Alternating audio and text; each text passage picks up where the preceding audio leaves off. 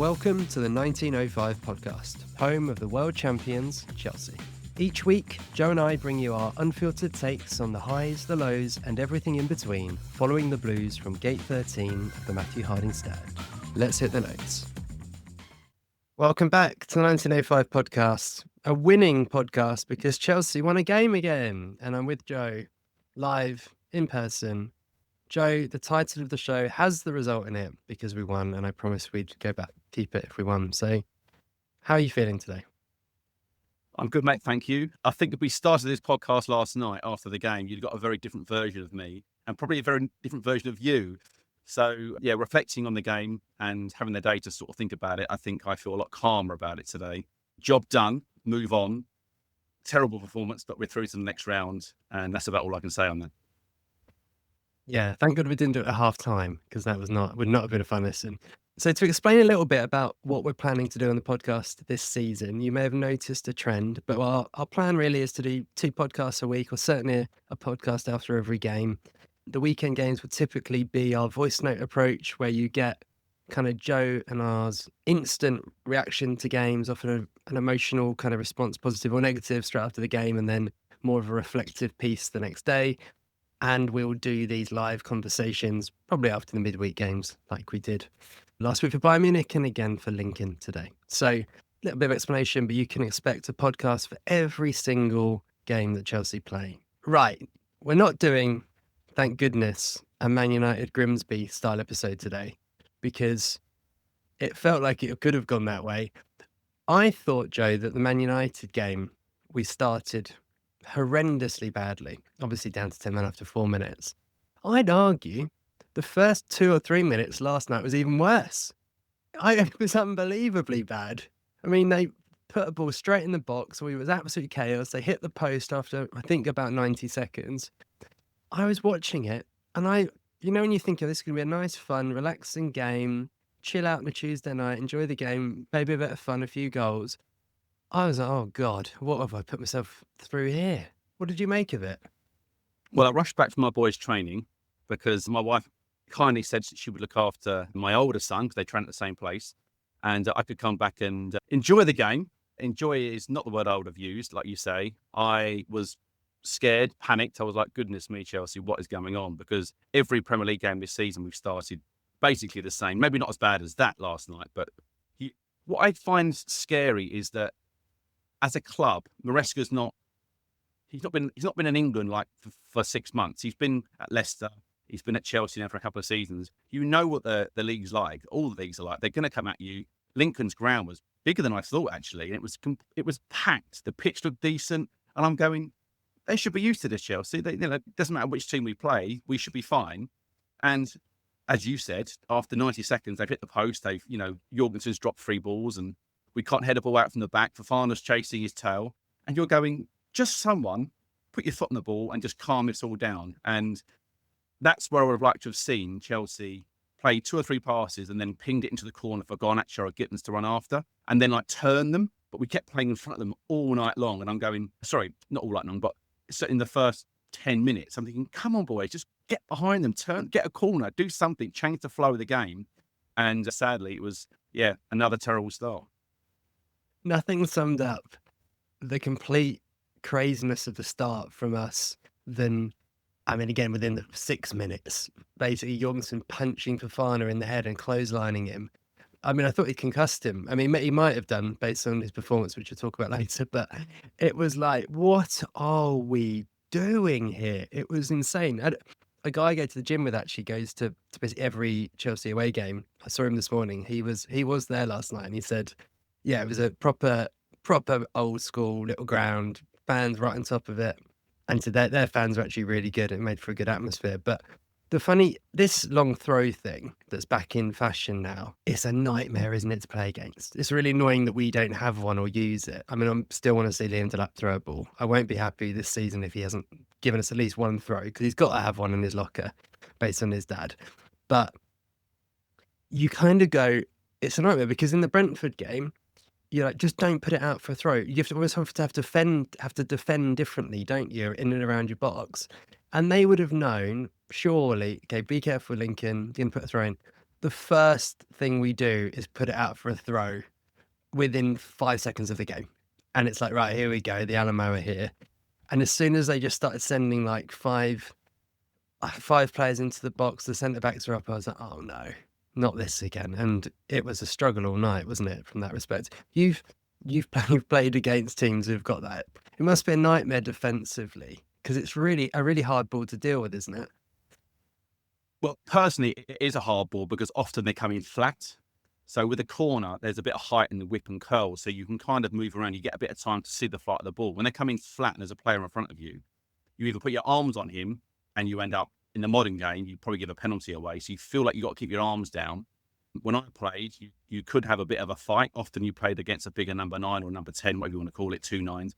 And I didn't mind that. Because I was part of my game was back in the day was that I was very good in the air. So that was meat and drink to me. I find if you've got 2 centre backs who don't mind heading the ball, which Chelsea do not in any case. For example, if Chelsea had John Terry and say Carvalho back there last night, I don't think Brentford and I don't think Lincoln even consider putting the ball in the box like that. They might do it once or twice just to mix it up, but I think they'll just go, do you know what? They're going to win almost all of those. So it's a wasted ball. The fact is that Chelsea cannot defend a long throw. They cannot defend a set piece. I mean, our set piece defending last night was beyond a joke. I mean, I text you a couple of times, not just from the throw-ins, but corners as well. Free kicks whipped into the box late on. The goalkeeper can't catch. The goalkeeper can't organise. He can't punch, except Fofana in the face, like you say.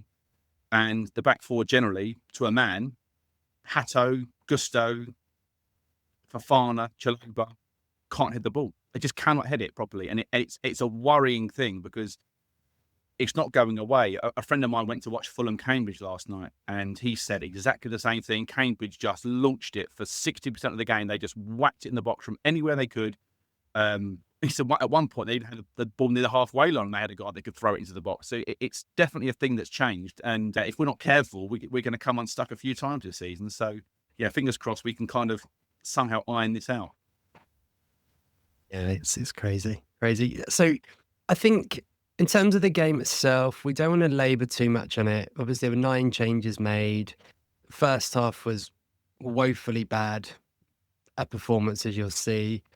At halftime, you were thinking, I think we messaged each other saying he's going to make at least 2 subs. He's going to have to use Casado. He's going to have to use all these players that he didn't want to have to use tonight. He didn't make any changes, which blew my mind, actually. But you thought, okay, he's obviously had to put a rocket up them. And we basically played well then for 2 minutes, didn't we?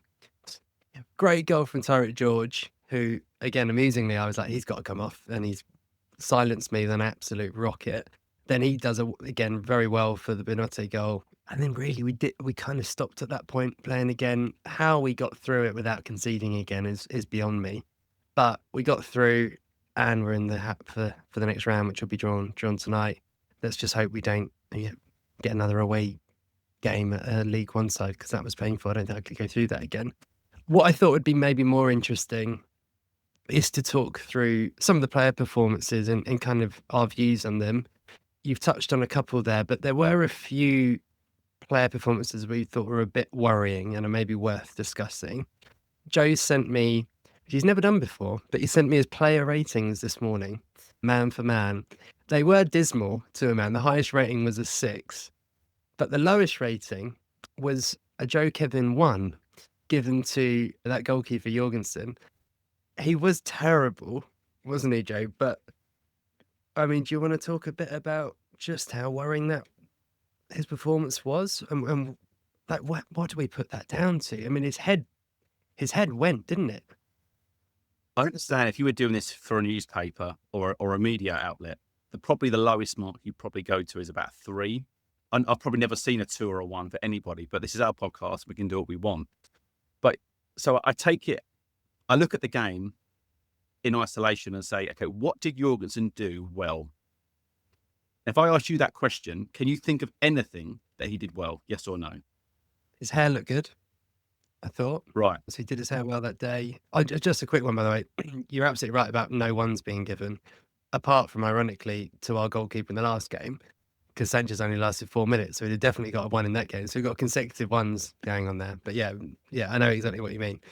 So based on that, I was looking at it. the things he had to do, his short range passing across the back four. So whether he was in the middle of the goal, passing out to Hato or to Gusto, I'd say almost all of those passes either struggled to get to the player or they bobbled to get to the player, and they were very lucky to get there. So that's poor.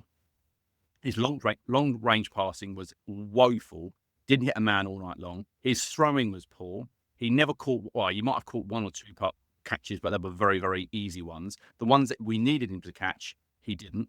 Any punching that he did, the punch in the first half.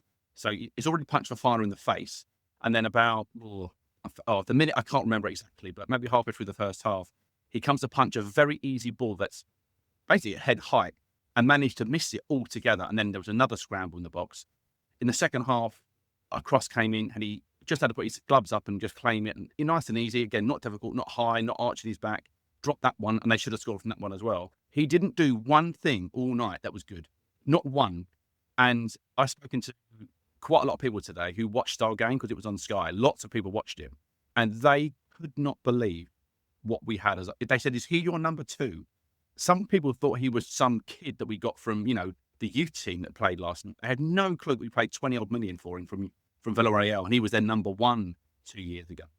The guy, that is as bad a performance in goal from a keeper that I've ever seen. And we joke about the Sanchez red card last week.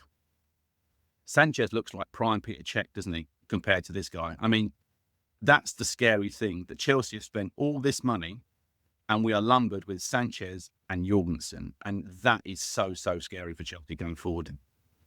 Yeah, it's such a weird run we're having with goalkeepers.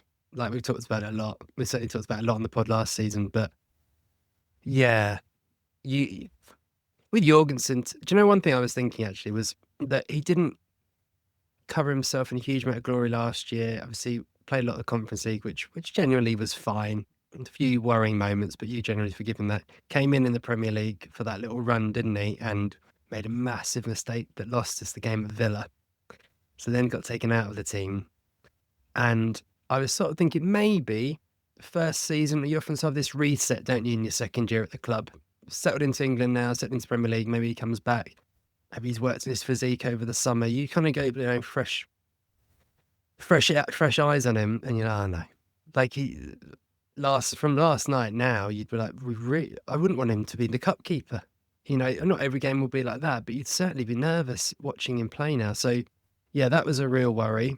The next player that I wanted to mention is someone that we've ended up talking actually a lot off pod about this morning. He's a player that Chelsea spent a lot of money on. A player that we, to be honest, thought we'd be building our defence around when we signed him. Gary Lineker said when we signed Wes Fofana that Chelsea have got an absolute gem. He's going to be a world-class superstar. 70-odd million, obviously, from Leicester. And my worry is that the injuries that he's had almost consistently for the last 3 years, have they affected the player that he can be in the Prem? And is this rustiness that we're seeing? And Joe, again, I'll turn over to you for a bit more detail on his performance yesterday and what concerned you. But is this rustiness, his first 90 minutes back, or is it like, no, he's following a similar path to, again, you called it with Loftus-Cheek, who's a great player. We love Ruben. But when the injuries that he had, muscular injuries, hamstring injuries over time, just took that little edge away, that kind of top little 2 to 5% that you need in the Premier League, that you can absolutely get away with physically in other leagues, but in the Premier League, you just can't lose that pace. And I was saying to you that he's one of those players who was all about his explosiveness, explosive pace, explosive leap. The physical side of his game is so important that if he's lost a little bit of that, it's going to make a big difference. And yeah, what worried you about what you saw yesterday? Well, maybe in his game so far. Well, when he played against West Ham and he came on, I said on pod then, I thought that his decision-making was abysmal because he hadn't played for a long, long time. You come back fresh from an injury, which is understandable. You want to make a mark. He's not first team choice because he had other players in front of him at that moment. So you're thinking, I want to impress. To me, he looks like he's trying too hard. I would like him to almost kind of go, let's just get through a game, if you can do 90 minutes, let's play a 90-minute match where I just don't make a mistake. So you might do some sideways passing, you might do some, some average stuff, but defend properly. If you have to put the ball into row Z, put it in row Z type thing. I think he's trying to be, like I say, last night, for example, he was running around like his hair was on fire, just wanting to calm down. And he's the one that he should be, all the other players, so like Hato, for example, should be looking where's Fofana and going, I need to look at him and see what he's doing. Look how calm he is. Imagine Thiago Silva next to Hato last night. You'd be thinking, calm head, talking to me all the time. But Hato's probably thinking, God, this guy's everywhere. He's in the wrong position. He's not winning headers. He's not dominating the game. And I think as a centre back, that is the one. And this has never changed. You look at Virgil van Dijk at Liverpool. Everything goes through him at the start. He organises everything. He's the leader in that team. And I just feel as though it's a position that is so key. And we're not going to talk about Chelsea should have signed a defender because we're past all that. It's all gone. But I just think that he needs to just have a game where he just gets back to defending. He's trying to win every ball. And I've had games like that myself where you've got players in front of you. You want to make an impression on the manager. But actually, all you're doing is making yourself look like a mug. And I think that I'm not worried yet about Fofana because I think we do need to give him the benefit of the doubt. And you used the word explosiveness. I was going to use that myself. Loftus-Cheek definitely lost that at Chelsea. We knew what a great player he was, but those injuries, took their toll. And I'm hoping, I've never suffered an injury like this. I've broke a bone here and there. But usually my upper half could be a wrist or something. I've never torn an Achilles or ruptured something like that. So I can't comment. And he's the only one that will know if it's affected him or not. But at the moment, he looks not very good. And I'm a little concerned, but I want to give him the benefit of the doubt. Yeah. I mean, on his stats, by the way, he only won 1 out of 6 aerial duels yesterday, which is, when you think about this is against a League One side, is not a good look. And again, to reiterate just how little he's played for Chelsea, this is his 3rd season. He played 15 Premier League games in the first season, 14 last season.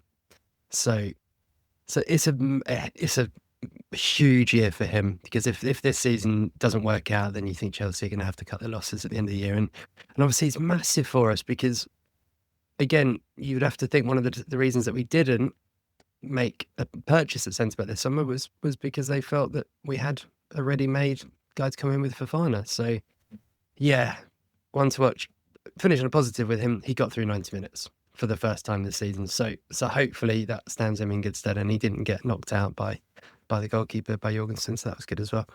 And then the other player that I guess more of a established first teamer that we wanted to mention was Enzo Fernandez. I feel like I'm picking on Enzo again at the moment, but he was dire, I thought, yesterday. Obviously at fault for the Lincoln goal with a bizarre ball across his own box floated towards Trev Chalobah, which I bet Chalobah was really thankful for. Again, I'm becoming the stat man. I've got the stats in front of me. He misplaced 11 passes, so only an 80% completion record, which is terrible for him. But you could just by the eye test, you were watching him thinking, oh, he looks heavy. One of the guys on our little WhatsApp group that we mentioned a lot, I think Dave Bartlett, hello Dave, said that he's read that he's been doing a lot of upper body weights work, so he's got heavier, and actually maybe that's affecting him getting around the pitches quickly. And again, it could be a number of things, but I'm looking at him, and I said to you before, what is it about him that frustrates me so much? And I think it's when he's not playing well. And again, he had a brilliant end to last season. I thought last 3 months he was fantastic. Scored important goals, dragged the team through games when we needed him to, was brilliant.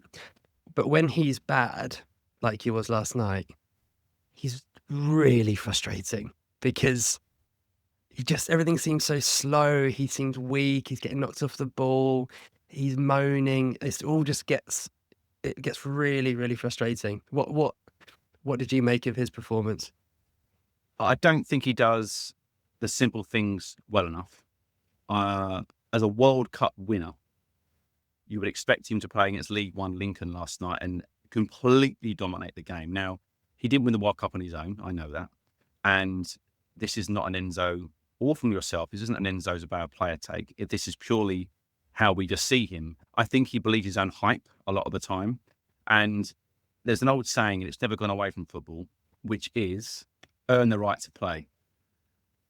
And Enzo, I don't think sometimes earns the right to play. I think he likes to do a trick or like flick the ball over somebody's head or something. But if you just got in midfield and just bossed it, a bit like someone like McAllister does at Liverpool, he just gets it nice and simple, 3 or 4 passes, get round the other side, pass the ball to your winger, let them go and do the flash stuff. I think he sometimes wants to be this kind of the big I am, gets involved in a scrap and a pushing fight or something, verbal, loves a bit of verbal, doesn't he, Enzo? And I just think sometimes he should just concentrate on the simple stuff. Now, with Enzo, for a bit of fun, Chris, because I know you love a bit of a stat and a bit of that sort of thing, I did a bit of research on him and I sort of compared him to Frank Lampard. So digging into it, Enzo's made 87 starts for Chelsea and he scored 11 goals. So I'm led to believe, okay? Lampard, that's 2.5 seasons, basically. Lampard's first 2 seasons for Chelsea, he had scored 15 goals in total.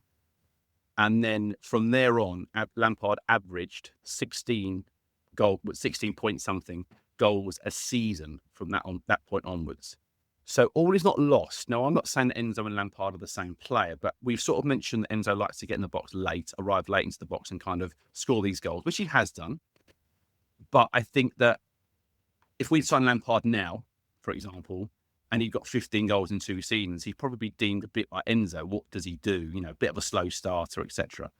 So there's obviously room to grow because Lampard went, absolutely bombastic from this point onwards. So I would like to think, I think it's at 24 at Chelsea, Lampard had 52 goals for Chelsea, and Enzo is 24 now, and he's got 11 goals as well. So it kind of gives you an idea of where they are into that big boost after Mourinho arrived with Lampard. So I would like to see Enzo kind of maybe follow that train, at least add some goals to his game, because midfield is somewhere we really struggle for goals, I think.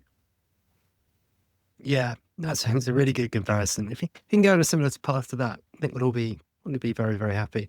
And we'll talk about the Brighton game later, but maybe one of our thoughts around that game could actually really, really help him and get maybe more out of Enzo.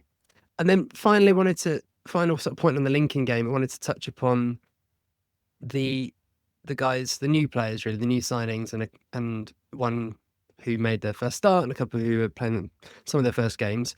Again, don't want to go into too much detail on any of these guys, but Hato, I think both we thought still looks quite raw, doesn't he? Maybe we thought that we were getting someone who was a little bit more oven ready, to use that phrase. He looks a little bit green in spaces. What I thought was interesting with him yesterday, and again, I don't think he was terrible by any means, but was he had to, in the second half, I don't know if you noticed, basically play that inverted centre midfielder role that Cucurella has done so well and has become an expert at. So much so that he could come on in centre midfield yesterday and looked absolutely fine.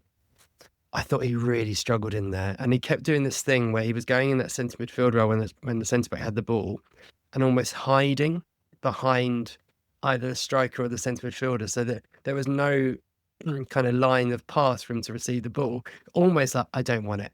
Please don't give me the ball with my back to goal. And in fairness to him, he's probably played his whole career at centre back or left back, facing the game up, completely different game, to then suddenly have to receive the ball on the half turn. And I was watching that thinking, oh yeah, like one, it makes you massively respect just how good Cucurella has got at doing that. And secondly, thought, oh, this poor kid, like he's come in and there's a lot to ask of him to bring him on board. And then I'll skip to the second one, because I think a similar sort of story, actually. Obviously, Jamie Gittens felt like a big game for him. He hasn't started brilliantly. You were really hoping that he'd go to Lincoln, take some people on, have a bit of confidence, maybe get himself a goal. But he already looks a little bit lacking confidence to me. And he was getting the ball, keeping it safe. I think he took on a man maybe once around the box where he got that shot into the side netting, but that was it. And I was thinking back to, again, the pre-season games, the 2 pre-season games we had, and as soon as he arrived, it was, "Oh, he's got a bit about him, step overs, shots." We were like, "Oh, he looks fearless." He had obviously a bad, not a great game against Palace, first game of the season, and somehow his confidence seems to have wilted, which is really worrying and really frustrating when you see, I don't know, the likes of Ekitike go to Liverpool and just hit the ground running, he's absolutely flying, and quite a few other new signings around. In those 2 players, I think we were positive, optimistic, weren't we, about what they would bring? And again, they probably and hopefully still will become great players for Chelsea. But in this very early point in the season, you're like, "Oh yeah, they're not there yet." I can't see that Maresca's going to look at that and think, "Yeah, I've got confidence in playing you in big Premier League game." What did you make of those 2? Hato, not really a lot to add, mate. To be fair, I think you've summed it up very well. He clearly needs a lot more game time, but is he going to get a lot of game time at Chelsea? There's no European games, as in the Conference League games to play this year. That would have been perfect for him to come in this year and kind of learn a bit and, play those 90-minute games against someone not so good. You can kind of get away with mistakes and you can then kind of review the footage afterwards and say, "Oh, you should have been here, should have been there," but it doesn't matter because they're not as good as, say, Juventus or Real Madrid, etc. So he's not, again, I don't want to use the word worry, but if Cucurella suddenly got injured for 3 months, I'd be panicking because you'd be like, "Wow, this is a big problem." Jamie Gittens, again, I'm not pushing the panic button like some people are, but what I would say, he had an opportunity last night, particularly in the second half. First half, nobody really covered himself in glory, but he kind of got into those positions that you've seen the highlights from Dortmund, where he would face up his defender, skip inside him, and just whip that ball into the far corner.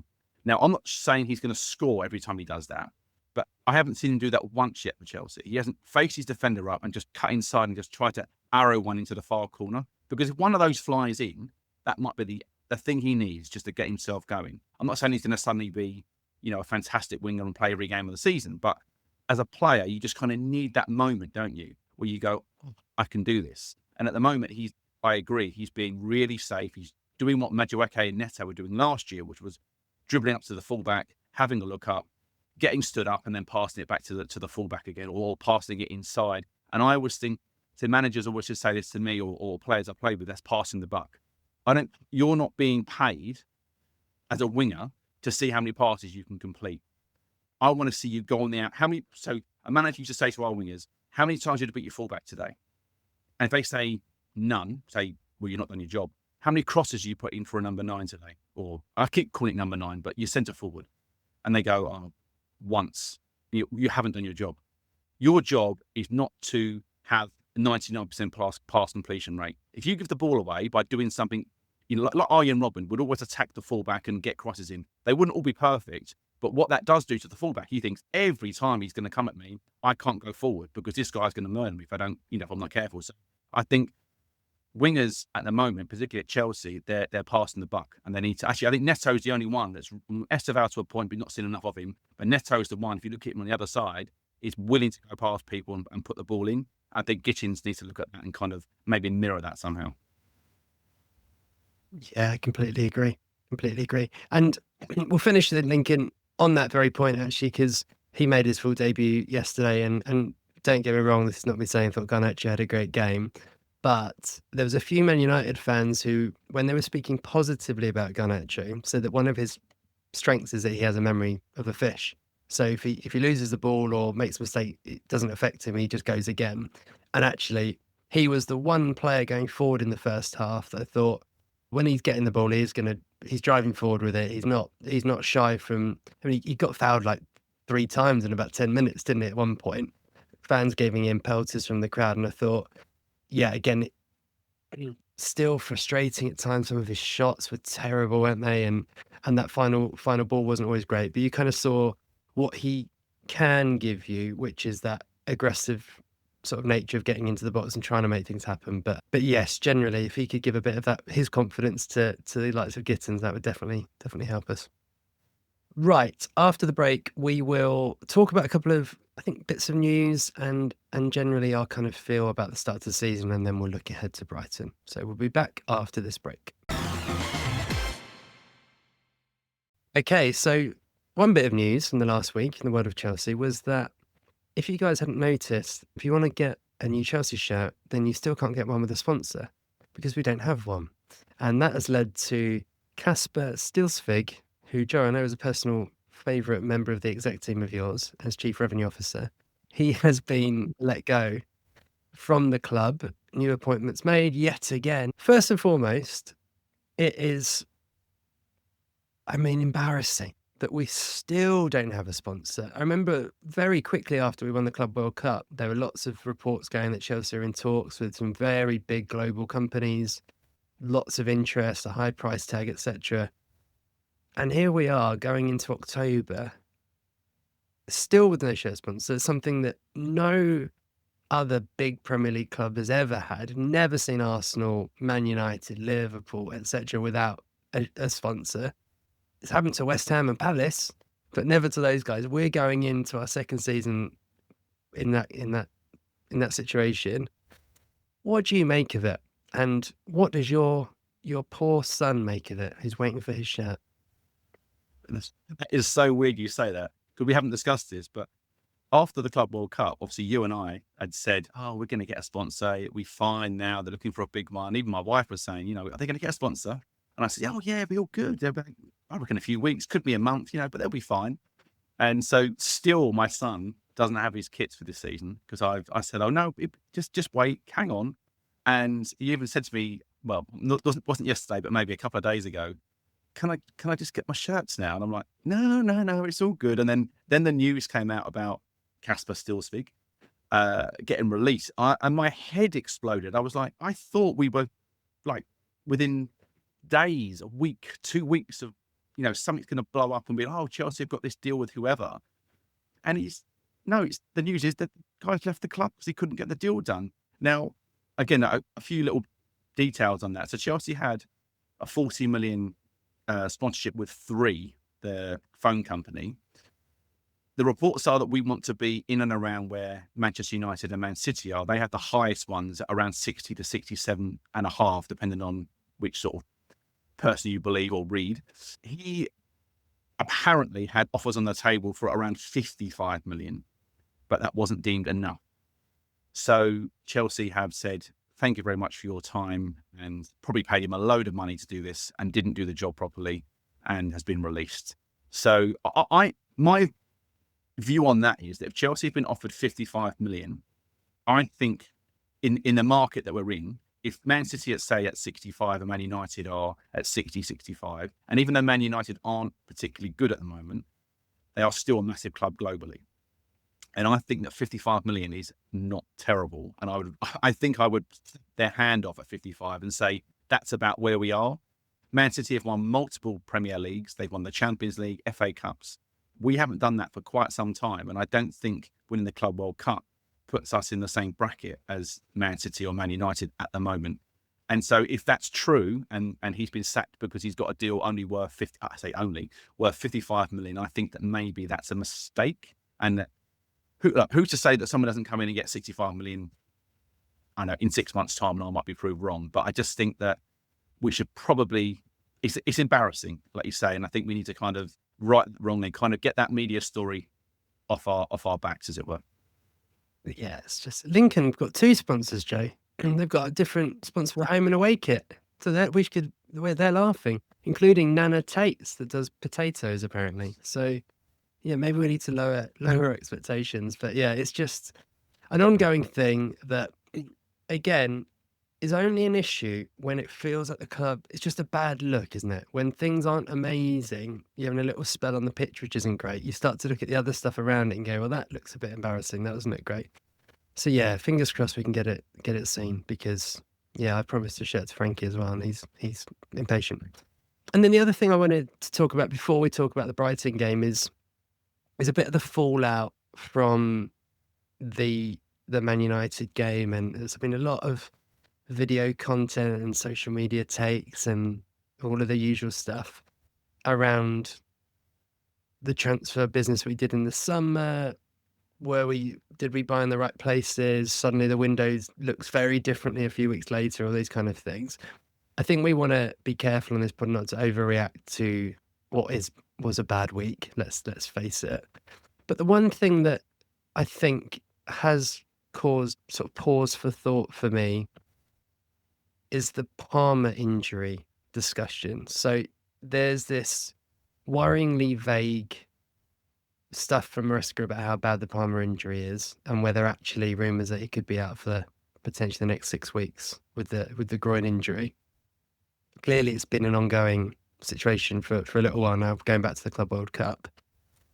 I was talking to you again off pod saying that what if the Palmer injury is bad, then what's happened very quickly as we start the season is we've effectively lost key parts of our spine for this season, which is Colwill, obviously, would have been absolutely the starting centre-back, the leader there. Palmer, who's your absolute key man in an attacking sense and a team sense. And then actually Delap, because while João Pedro clearly is fantastic, definitely the intention wasn't for him to play every single game up front. I think the plan would have been for him to play off Delap at times, for those two to rotate, etc. And I think in some of these games when you're up against it, the ability to have a Delap to be fighting for balls, chucking balls over the top and just give you something different, I think is a massive loss.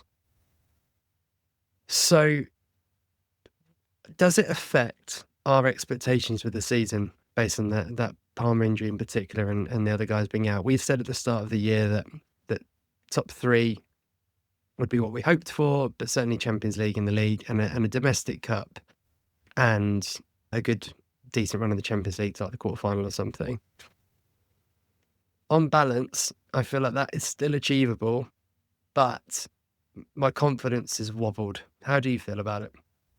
My confidence has been shaken as well. I won't lie. I think the Colwill injury is enormous. I maybe didn't give it enough credit at the time. I thought, oh, we can cope. Having watched Chelsea defend in the first 5 games of the season, plus Champions League and League Cup, it's scary how poor we are at the back. And to sort of compound that, we've got 2 goalkeepers, one that has always got a mistake in him and a rush of blood in Sanchez. And we've just seen Jørgensen play last night that if Sanchez was to get a long injury or potentially go suspended for 4 weeks for another red card or something, he can't clearly do the job. So your expectations have to come down. I mean, I don't want to be someone that would be sound like I'm being negative. I'm not. I just think it's the way it is. You've mentioned Kyle Palmer there, 6 weeks, possibly. Look, who knows? That could be a lot more. Or it could just drag on where he maybe plays 2 weeks from now and then doesn't play again for another 3 games or something. And that's the kind of indecisiveness of that will have an effect on everybody at the club. Make no doubt about that. Delap, I think they were going to use him a lot more than I think we thought he might be used. Looking at Pedro now, he's obviously a wonderful player. That hasn't changed. But is he a number 9?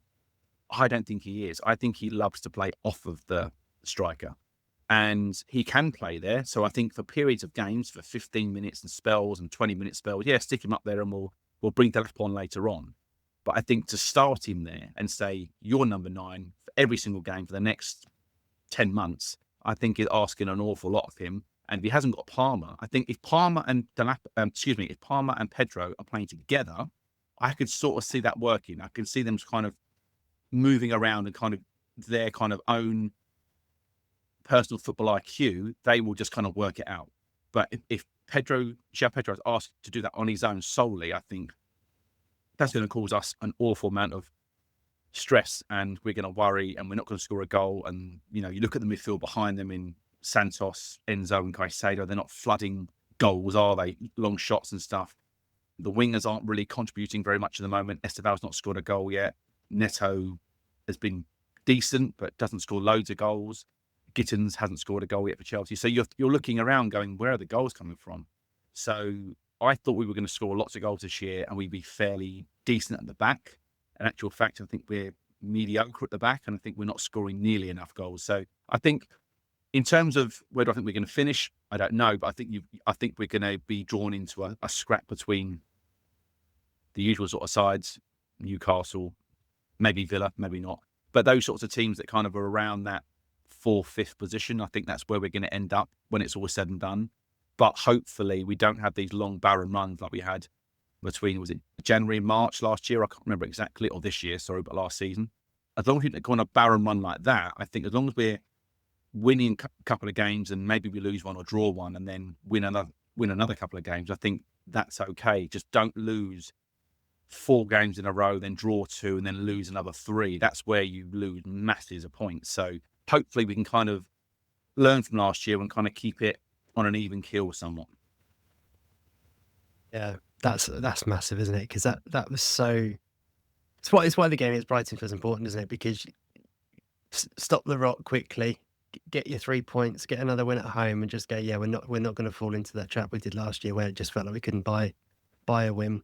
I think with the João Pedro thing, just quickly, it's very clear he can play up front. He did it brilliantly in the World Club Cup. He's already scored good goals doing that for us. But it's a bit of a game state thing, isn't it? I think depending on the type of game, the type of defence you're playing against, low blocks, etc., the ability to have a Delap to give you something very different to change the conversation will be when he gets fit. Again, he's not out all season. He'll be back, but it's going to make a big difference to us. And it just feels at the moment it's a little bit painful. Also, I think just quickly on that, when you've got Delap and Palmer alongside you, whether they're on the bench coming on or they're playing as well, the interchangeable state of them all. As a defence, you don't know what's going to happen. What are Chelsea going to do now? So you mentioned about him playing up front in the Club World Cup, and he did a good job. He did, but he had Palmer around him. And there was this thing of, oh, well, as a defender, I don't want to go and mark him too tight and then I leave Palmer. But when Palmer's not playing and Delap's not playing, you just know who to pick up. If you stop João Pedro, you pretty much stop Chelsea at the moment. So I think that's my point with those other players. It's not so much that they're injured. It's more that you can easily mark João Pedro out the game if you get it right. You know, the top teams with their top defenders will be like, well, you do this, you do that job, and that's Chelsea pretty much done. They got to shoot from distance maybe, and that's about as far as they're going to get. I think it is a little bit of a concern, but hopefully Maresca has some kind of remedy for this. Yeah, let's hope he does. We need to see the best of Maresca soon as well, I think. Right, after this break, we will talk about the Brighton game on Saturday. Hey, it's Chris here with a really quick message. Check us out on Instagram at 1905 Podcast. You'll find video clips, photos, and much more about everything we discuss on the show. Plus, it's a great way to get in touch to tell us your thoughts, share your feedback, or just say hi. Follow us on Instagram at 1905 Podcast. And now, back to the show. Okay, so Brighton on Saturday, it feels like, as I said earlier, it feels like a big and important game for us. I am certainly not going into it with tons of confidence. We have a funny little record against Brighton, don't we? We've obviously got 2 terrible away games against them last year in the space of a week, which was probably the low point of the season. And the home game against them was one of the real highs of the season. It was the Cole Palmer 4-goal masterclass when we looked fantastic. Pretty much exactly this time last season as well. I enjoyed when we did this against Man United, so I thought we could pick our lineup again. We've had a quick discussion about this before recording, so I can go through what Joe and I have come up with together. The one thing to say is that when the lineup came out against Man United, I was like, oh, this looks fun. It's been a bit like, I was really excited about the team. Obviously, within 4 minutes, it had gone. But there's a little bit of that in the team. But we are basing this on the fact that we are assuming that Cole Palmer won't be available because we fear that the rumours will become true about his injury. So the big thing, and I'll go through the team in a second, but the big thing that we think might happen and might make sense is to kind of use, I don't want to say the Palmer injury as anything like a positive, but use it to force you into a different change. And the different change would be to put in another midfielder. So this team includes Caicedo and Santos with Enzo Fernandez. We don't think Enzo will come out the side, but that back four has been so easy to get at this season, so easy to bypass the midfield, that actually maybe putting in Santos alongside Caicedo might just make us a bit more solid. So I'll go through the team pretty quickly. Big Bob Sanchez, back from suspension, goes in goal. Reece James, right back. left back Cucurella, Chalobah, who again continues to be the pick really of the centre backs, and Joe and I would like to see Achimpong, who was obviously ill, terrible timing to be ill, but he was ill for the game last night. We'd like to see Achimpong given a go. We don't think it'll probably be Tosin, but we'd like Achimpong. That midfield three, as discussed, Caicedo, Santos, and Enzo. And then I think beyond then, at the moment, it's quite easy. I think you have Esteval and Neto on either wing, and obviously João Pedro up front. But I think the remit has got to be look more solid defensively and start the game better. Start the game on the front foot and not like we have in the last 2 games, which has been dreadful. Yeah, our starts to the games have been horrendous this season. And you harped on about the goals that we conceded, but that was called brought out for VAR, Palace and Fulham as good examples, and also West Ham when Fulkrug scored. So we've really started poorly all season, even though we didn't lose those games. So that's a big thing that we must try and do. I think, like you say there, Chris, the team that we've picked or we think would be useful, I think it's a good team. I still think it gives you lots of creativity. I think Enzo can push up ahead of Santos and Caicedo. Obviously, Esteval and Neto are fantastic on the wing. Esteval got to get a start and got to get 90 minutes under his belt because I think he's going to be wonderful. He could be the one, actually, that could unlock a few defences. And I'm hoping that he can be the one that can step up in Cole Palmer's absence slightly. Obviously, João Pedro picked himself. And I think that's a pretty good team. I think they'll give any team a good game. The only other player that might come into it, which you're going to laugh at this, I'm not sure if he's available yet, is Lavia. And Lavia, who's not played 90 minutes for Chelsea since we signed him, which is a staggering stat, by the way. That's incredible. Yeah, we know what a good player he is. This is the frustrating thing. We wouldn't even consider him a thing if he wasn't any good. We know he can dominate games from midfield, and we look so much better balanced when he plays. So if he was fit, which is possible, I know Maresca said yesterday he wasn't fit and nor was Badiashile, but he's another one that could be used in that midfield three if you weren't sure about Enzo maybe, or weren't sure about Santos for the whole 90 minutes. So fingers crossed he's back soon and he can also have an impact on the team. Yeah, no, he'd be huge, I think, to come back in at this point, because again, where we're just lacking control in the midfield, it feels like something needs to change and the balance just isn't quite right. Brighton, by the way, haven't started the season particularly well in the league. Brilliant in the League Cup, though. Absolutely smashing the League Cup. 2 6-0 wins in their 2 games so far.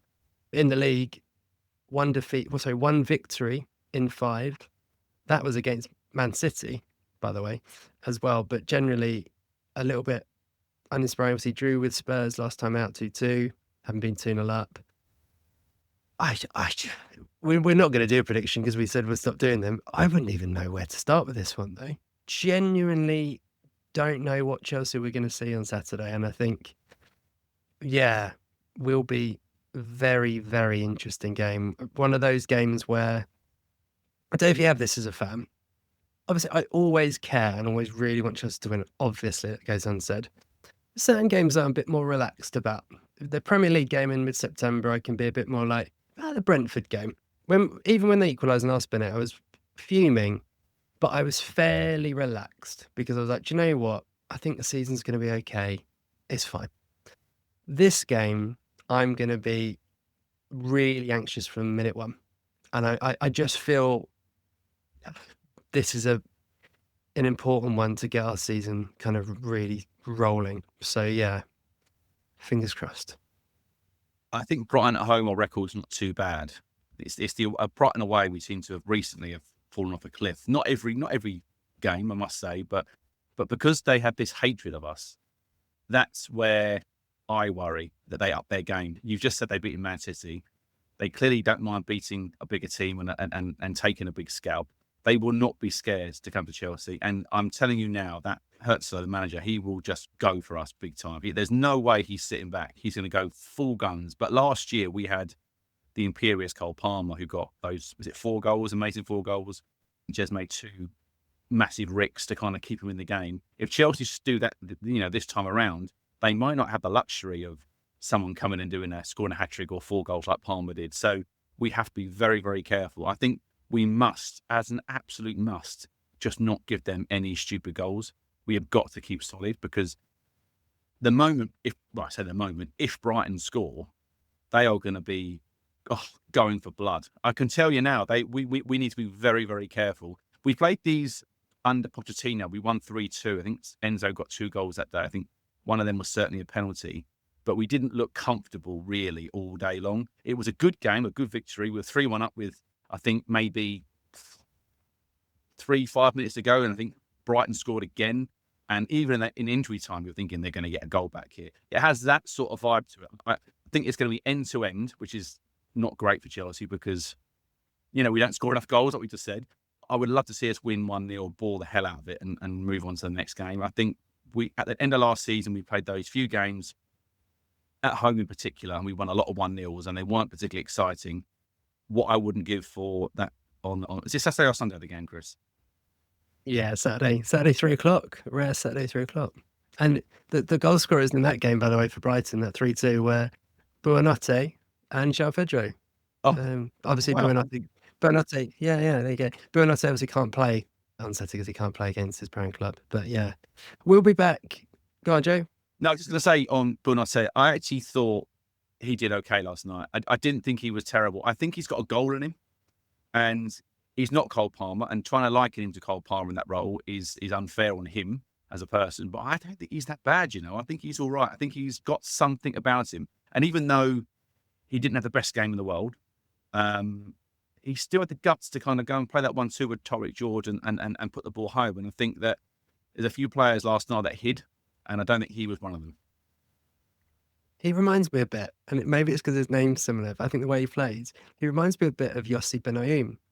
Do you know what I mean? Little guy, it does nick you goals, is effective, not the strongest, but sort of dynamic. He really reminds me a bit of him. And he took the goal really well, didn't he, to be fair?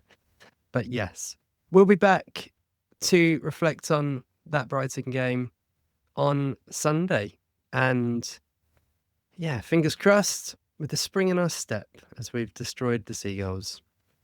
And remember, whatever happens, every little thing's going to be all right.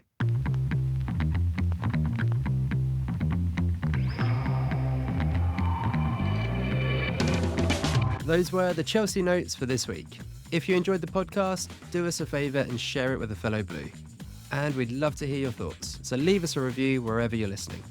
Wherever you may be, stay carefree, and remember, every little thing's gonna be all right.